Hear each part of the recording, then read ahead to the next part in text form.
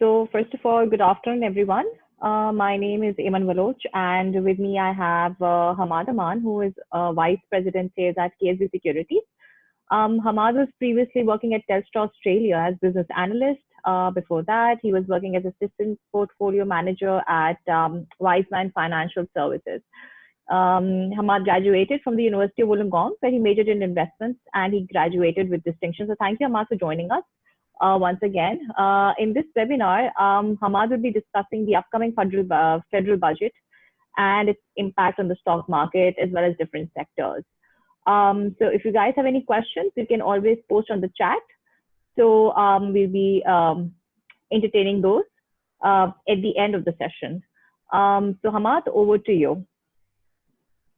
Okay thank you basically अभी इस साल का बजट जो है वो रिलेटिवली लास्ट ईयर से और उससे लास्ट ईयर से थोड़ा सा डिफरेंट होगा mainly due to the fact कि जो ग्लोबल सिचुएशन हुई हुई है कोविड-19 की वजह से आई बिलीव यहाँ पर जैसे हफीज शेख साहब ने कई दफ़ा इंटरव्यू में बोला है कि हम एडिशनल टैक्सेस जनरली नहीं लगाएंगे किसी भी इंडस्ट्री पे. नाउ इशू इज कि लास्ट ईयर ही हम लोगों ने IMF प्रोग्राम में गए थे जिसमें हम FPR को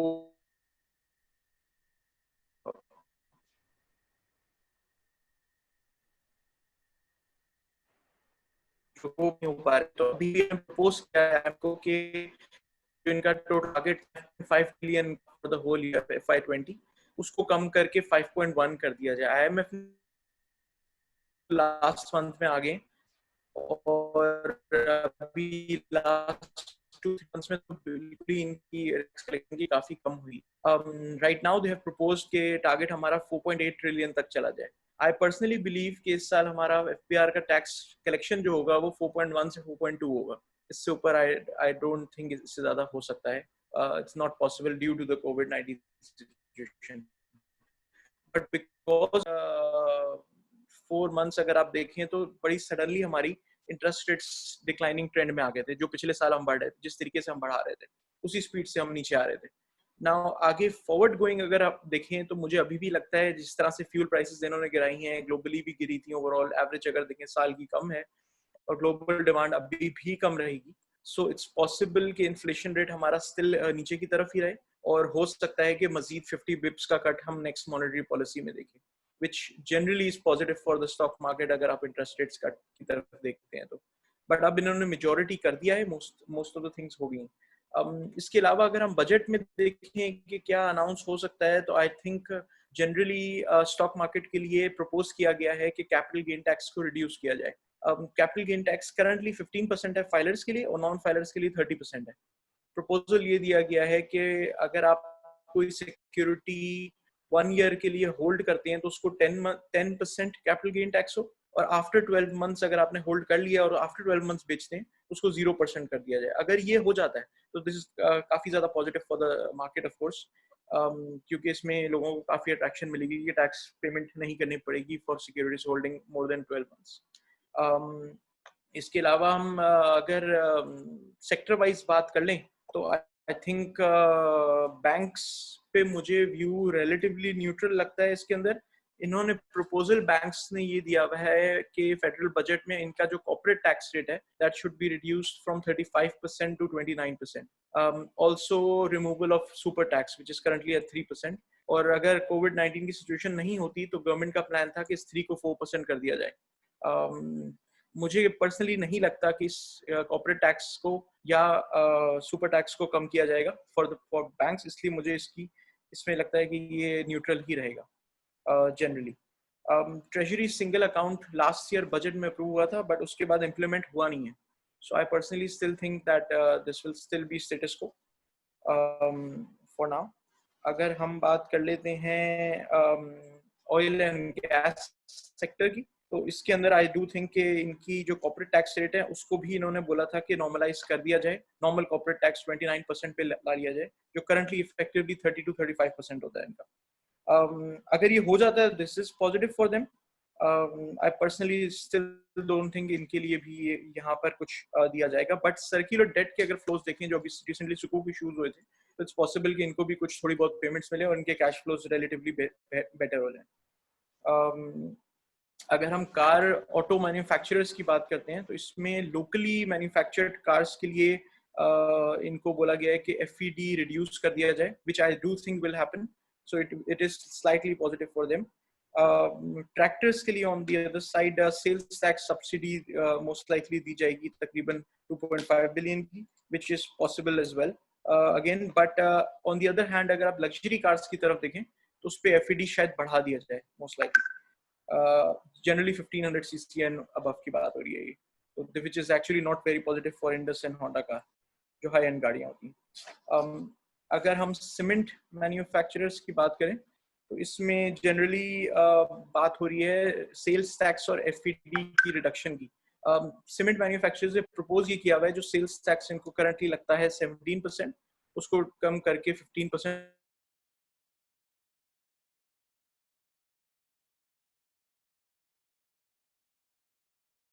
किया गया है कि तकरीबन 400 रुपए तक का रिडक्शन दिया जाए, which can be very much positive for them. इनके मार्जिन भी इंप्रूव हो जाएंगे.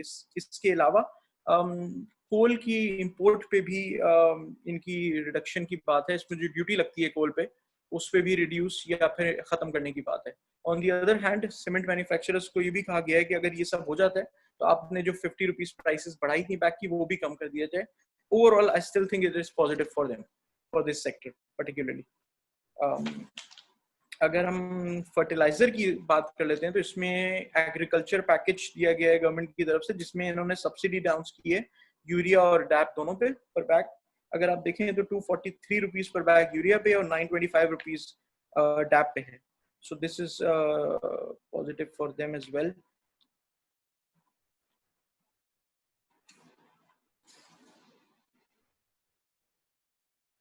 ऑलराइट, इसके अलावा हम टेक्सटाइल की बात कर लेते हैं तो इसमें इन्होंने अभी रिसेंटली फास्टर सर्विस जो FBR ने अनाउंस की थी, जिसके बेस पे ये सेल्स टैक्स को रिफंड जल्दी दे देंगे. आई थिंक उसमें अगर ये वापस स्टार्ट कर देते हैं रिलीज ऑफ फंड्स टाइम पे देने के लिए, तो this will be cash flow के लिए पॉजिटिव हो जाएगा. इम्पोर्टेड कॉटन के लिए कहते हैं कि इनको ड्यूटी फ्री कंटिन्यू करना चाहिए, which I think will be continued. इसमें टैक्स नहीं, ड्यूटी नहीं लगाई जाएगी. This is what I think. Hence it's still neutral for textile sector as well. OMC की हम बात कर लें, PSO की, अभी रिसेंटली जो सुकूक इशू हुआ था, PSO को भी कुछ कैश फ्लो पॉजिटिव यहाँ से मिलेगा, which I think वहाँ से वो पे आउट कुछ थोड़ा बहुत गवर्नमेंट को कर भी सकते हैं. इनडायरेक्टली मिलेगा इनको, क्योंकि ज्यादातर तो. बट जो पॉजिटिव चीज इसके अंदर आ सकती है, विच इज मेनली कि टर्नओवर टैक्स जो है, इट्स चांस है कि वो रिड्यूस कर दिया जाए, ये रिमूव भी कर दिया जाए, क्योंकि इनको इन्वेंट्री लॉसेस अभी काफी होंगे, तो टर्नओवर टैक्स डेफिनेटली इनको आएगा. That can be particularly positive for them. अगर हम आ जाते हैं फार्मास्यूटिकल्स पे, तो because of this COVID-19 situation, I think इनको हेल्थ सेक्टर को काफी बजट एलोकेट किया जाएगा, काफी ज्यादा. एट दिस करंटली सिनारियो इन्होंने, गवर्नमेंट ने बोला है कि ₹1 ट्रिलियन का COVID-19 की वजह से इनको कुछ बजट एलोकेट किया जाएगा for R&D purposes as well, और वैक्सीनेशन बनाने के लिए. So I do think pharmaceutical के लिए यहाँ से कुछ पॉजिटिविटी मजीद हो सकती है. अगर आप लोकल अप्लायंसेस की बात करें तो इसके अंदर रेगुलेटरी ड्यूटीज और एडिशनल ड्यूटीज जो हैं वो रिमूव करने की बात है, which can be obviously positive for park electron, companies like park electron. इसके अलावा आप जनरली अगर देखें तो हमारे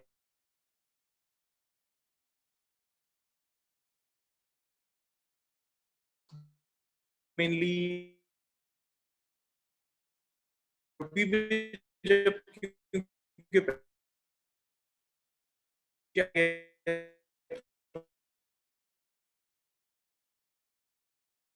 रहेंगे, यहाँ से बहुत ज्यादा डिक्लाइनिंग की तरफ नहीं जाएंगे. ग्लोबली देखें तो हमारे पास अभी foreigner still a seller in the stock market. Outflow हमारे पास हो रहा है, बट स्टिल हमारे interest rates are one of the highest in the world. I do think कि बाय सेकंड हाफ ये स्टेबल होना शुरू हो जाएंगे और वापस थोड़े बहुत इनफ्लोस सेकंड हाफ के एंड तक आना शुरू हो जाएंगे इन द कंट्री. हेंस हो सकता है यहाँ से रुपी थोड़ा सा स्टेबल हो जाए। By the end of the year हो सकता है डॉलर 170 175 तक टच करे, पॉसिबल है, बट अभी right now I don't think इतना ज्यादा एप्रिशिएट होते हुए लगता है मुझे फॉरन।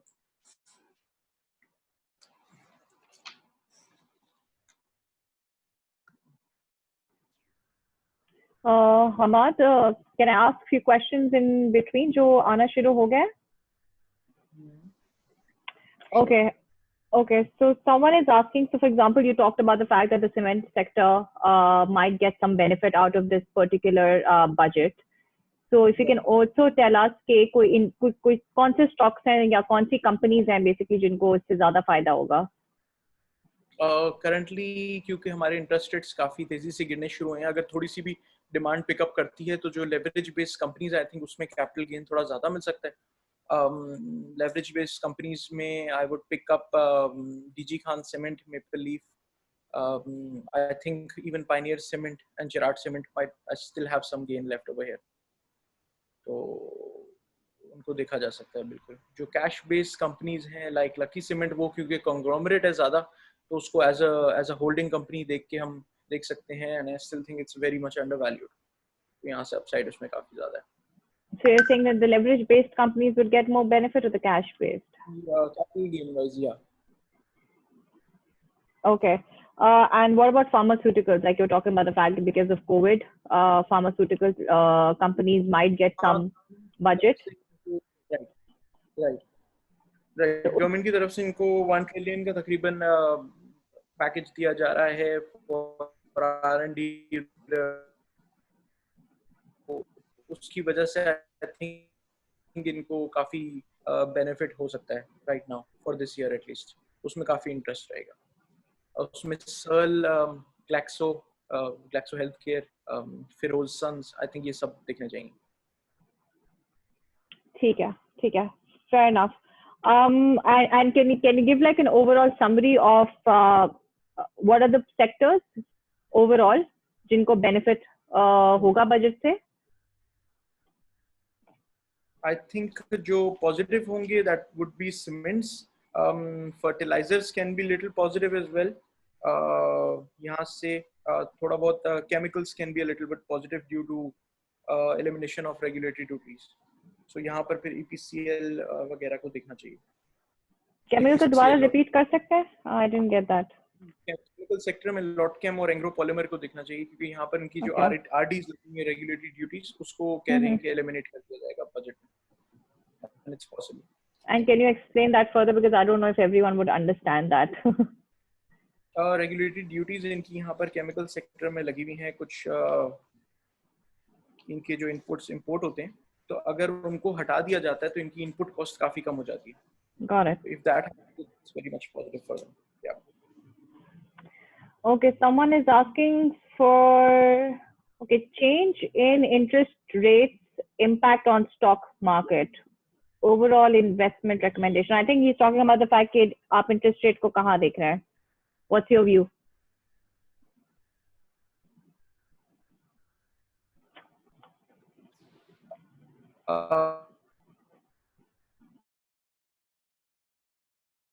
मई में 8.2% आया था, तो जून में I do think it will drop below 8%. If that happens, so it's generally positive for the stock market, क्योंकि stock market में ज़्यादातर जो companies होती हैं वो leverage based होती हैं, so hence stock market इसको positively लेती है जब भी interest rates गिरते हैं।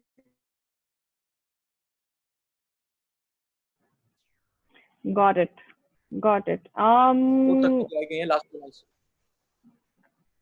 ठीक है, and what is your view on foreign exchange reserves for this matter?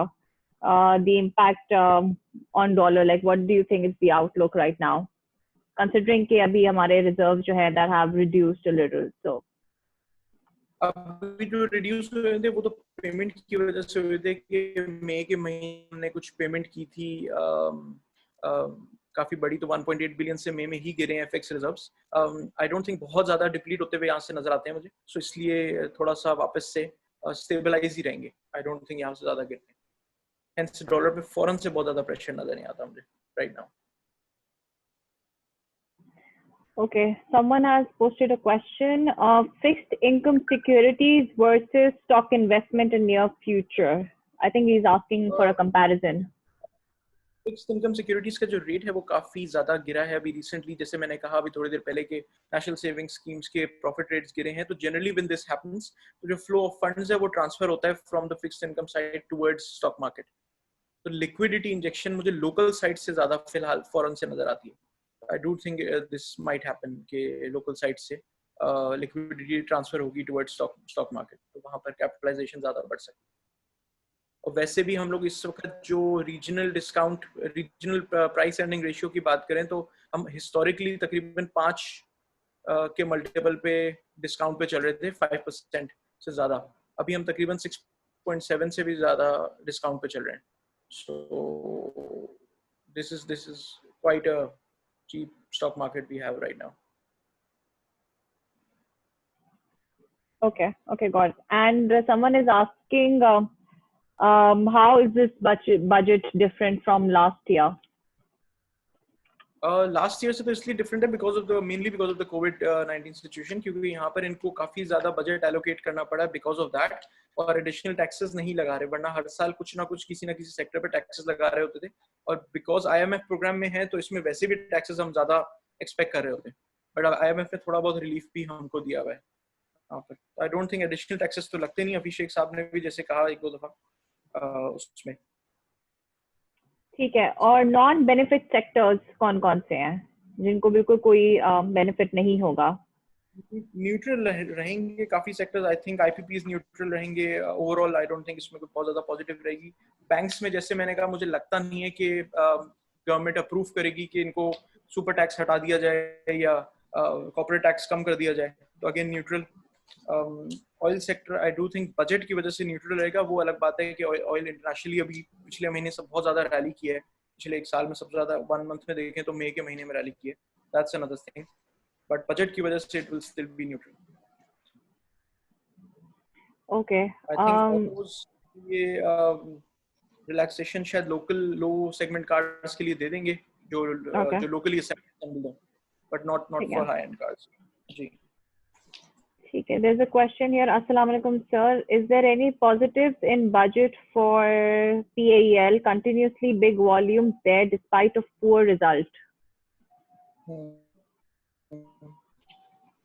पाक इलेक्ट्रॉन में आई थिंक इस वजह से भी हो सकते हैं कि इनकी जो RDs और ड्यूटीज लगी हुई हैं, इनके जो इंपोर्ट मटेरियल ये करते हैं उसको हो सकता है हटा दिया जाए। बेसिकली यही बात चल रही है, तो उसकी वजह से पॉजिटिव इम्पैक्ट बजट की वजह से आ सकता है। हेंस मुझे मजीद कंटिन्यू लगते हैं इसमें वॉल्यूम्स रहेंगे next week before budget. Okay. Another question. Any new upcoming sukuks? Yes, इन्होंने सुकूक एक और इशू करना है। इनका टारगेट था 550 बिलियन का टोटल सुकूक करने का। लास्ट ईयर मार्च में इन्होंने 200 बिलियन किया था, और राइट नाउ 2 महीने पहले ने फिर 200 बिलियन किया, जो भी लास्ट वीक ही डिस्पर्स किया गया। आई डू थिंक इनका 250 अरब का मजीद 150 से 200 अरब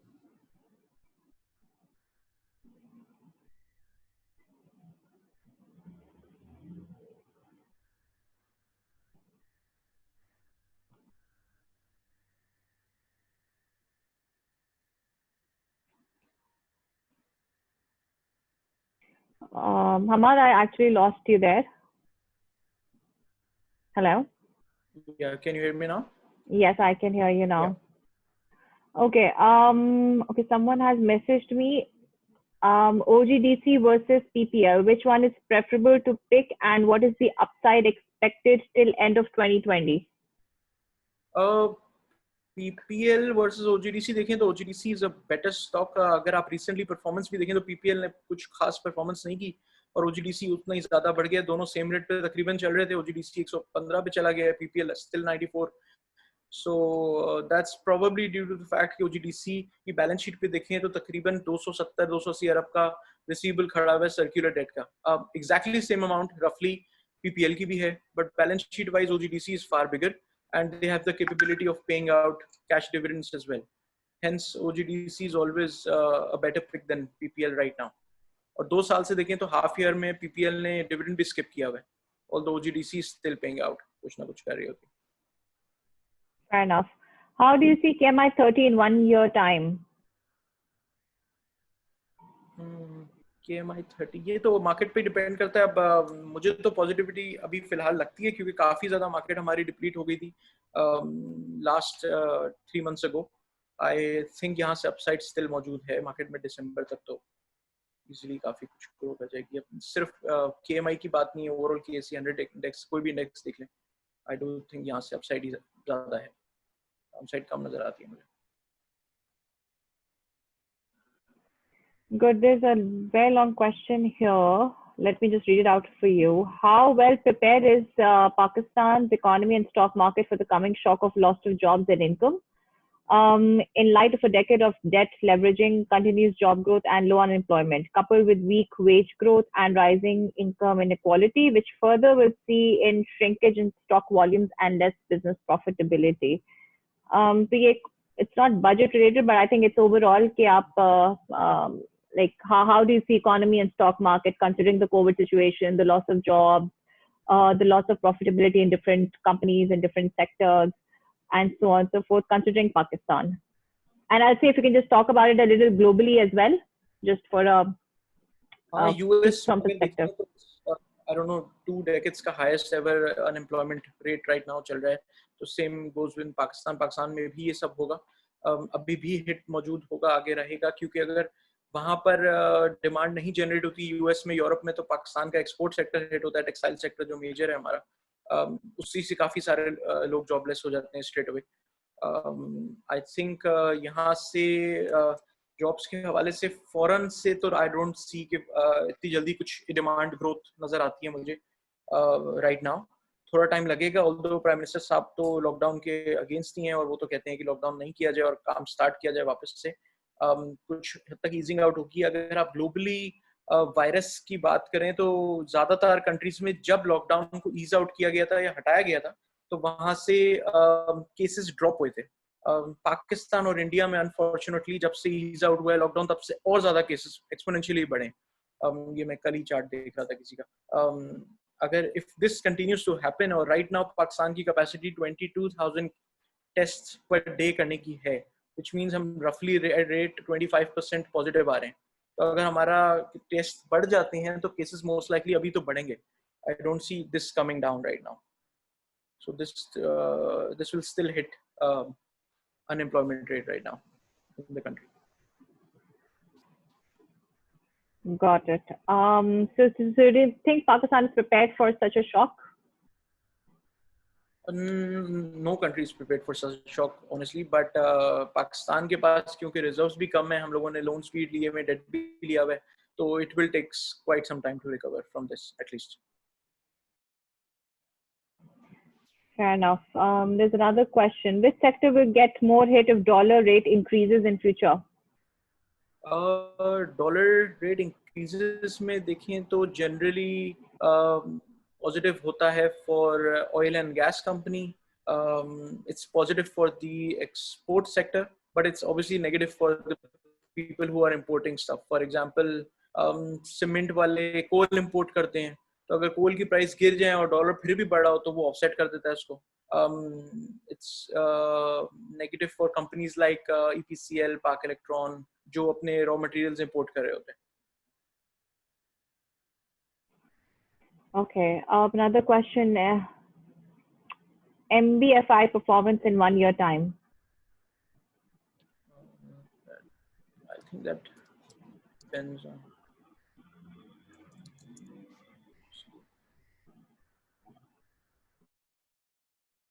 I'm not sure about that. I'll have to get back on that. Okay. KSE 100 performance in the next 3 months, how do you see it?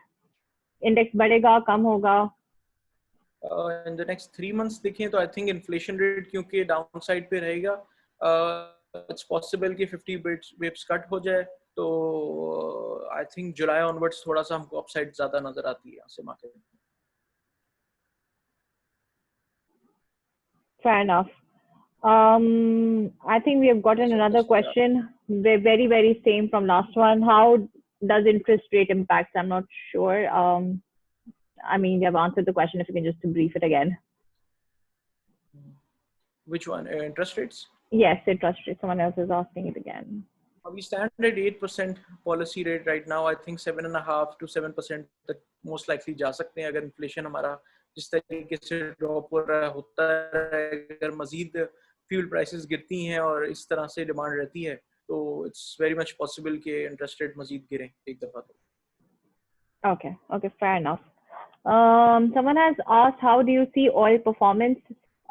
It has recovered a little as we have seen, and the demand is growing. Do you think it's a wise idea to invest in oil now?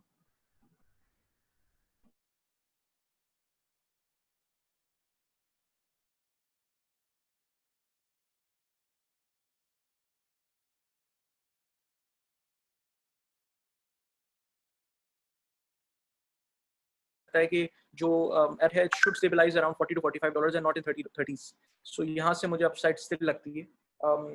OGDC देख सकते हैं. Even Mari gas can be seen because if government is thinking to offload some of Mari gas stake, तो उनको attraction के लिए they have to give their some dividend as well. So क्योंकि dividend पे cap लगा हुआ है और उसको clear करने के लिए उसको I think unlock कर देंगे. So I think यहाँ पर काफी potential मिल जाएगा oil and gas stocks में. Okay, another question, and I think we will take a couple of more questions and then we'll end the session. Do you think KC100 relatively lower PE compared to the region, keeping in mind Pakistan's economy and higher long-term PIB rate, is justified? I don't think it's justified क्योंकि हमको मुझे यहाँ से लगता है कि price earning definitely हमारा सबसे ज़्यादा डिस्काउंट पे चल रहा होता है पूरे रीजन में. आई थिंक यहाँ से अपसाइड, इसीलिए मैं वो ये बात कर रहा था थोड़ी देर पहले कि मुझे यहाँ से काफ़ी ज़्यादा अपसाइड नज़र आती है relative to other stock markets in the region. और जैसे मैंने कहा अभी हमारे interest rates even after declining are still one of the highest in the world.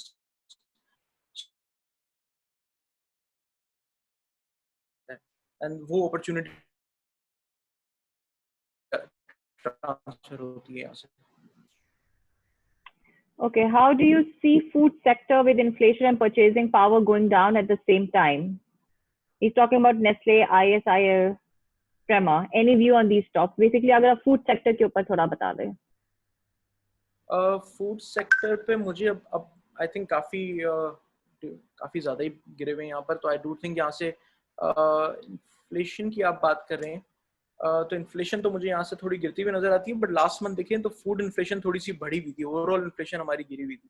That's primarily because of the reason कि रमजान भी था और रमजान में जनरली कंट्री में हमारी फूड इन्फ्लेशन बढ़ती है. आई डू थिंक यहाँ से थोड़ा बहुत अपसाइड मुझे नजर आता है इन नेस्ले एंड प्रेमा स्पेशली अगर आप इन चार स्टॉक्स की बात करें. Okay, we are just going to take the last few questions. Oh my God, the questions are already coming in.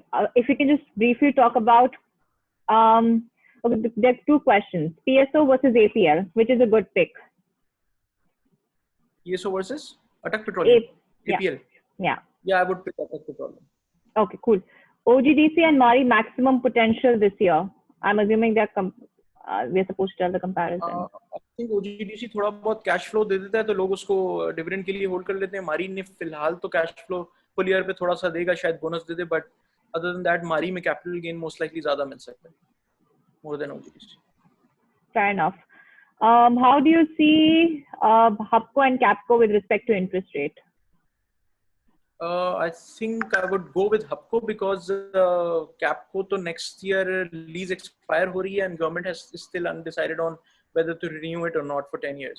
If not, then it's better to buy a company which is already growing. इन्होंने narwhal में नया project भी लगाया था, coal power plant था. तो I think इनका dividend pay out capacity अभी भी नहीं रहेगी, बट यहाँ से कैपिटल गेन काफी ज्यादा नजर आता है मुझे HUBCO में. Okay, another one. I think this is the last question that we'll take. The IMF has already hinted at curtailing the current year's development budget to rupees 488 billion against 701 billion and provincial development spending to 461 billion against the initial allocation of 912 billion. Do you see this can impact relevant sector stocks?